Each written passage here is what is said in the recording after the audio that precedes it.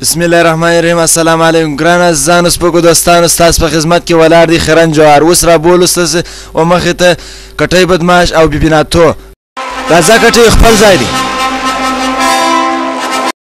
سلام علیکم. چې یو لا شور ونه خوري ته واشه ما پر کوژک دا ګاډۍ راکاږ کړه، د ګاډۍ نیمه حصه لاندې ولوېدل.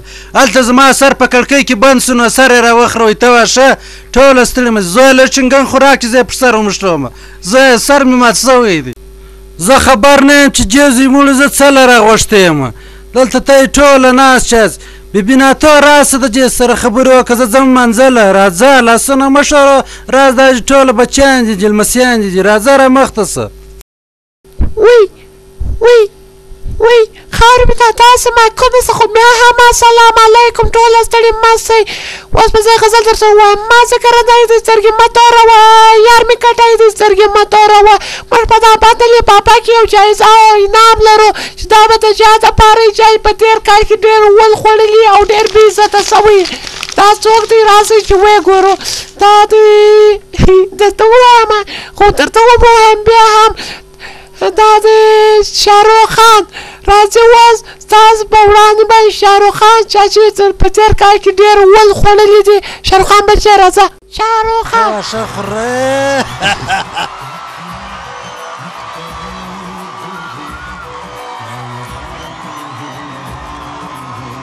بیبي ناتو ستړې مه سې، ستړې مه سې. زه ستړې شوم. څنګه ښه یې سره؟ ښه جوړه مبارکي درته وایم. سلامت اوسې، خیر اوسې، ډېره ډېره مهرباني، کور ودان.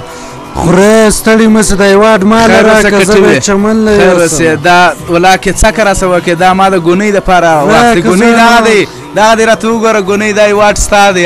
ستا دپاره یې ماته راکړې. ډېره مهرباني.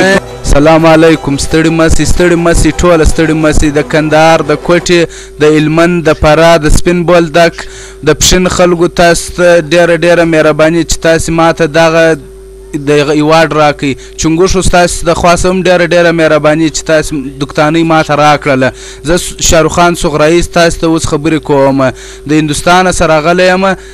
دغه د چنګوښې زوی نه دی، دا تاسو ورته وګورئ ټوله چې ما ته یوه ګونۍ نسوار راکړه او ما ته دغه دوکتانۍ راکړل. دا هم صغرایي دی، په انعام کې ما ته راکړه. دغه کټۍ زما زوی نه دی، د بیبي ناتو و څنګ ته چې ولاړ دی. د بیبي ناتو سره هم ډېره پیار کوي. ګوره راته خاندي مه، زه در خبر یم په ټوله. سلام دی یارانو، نور مو وخت نه ضایع کوم.